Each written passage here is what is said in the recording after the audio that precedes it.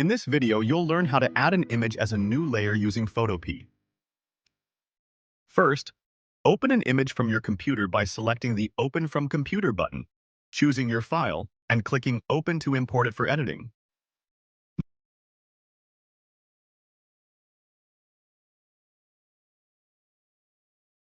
Next, switch to another browser tab to locate a new image.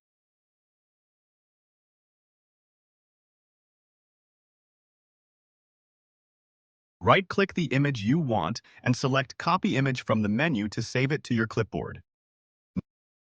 Now, return to the Photopea Editor tab, and then press Ctrl+V to paste the image into your project as a new layer. Finally, as you can see, the image has been added as a layer. You now know how to add an image as a layer in Photopea.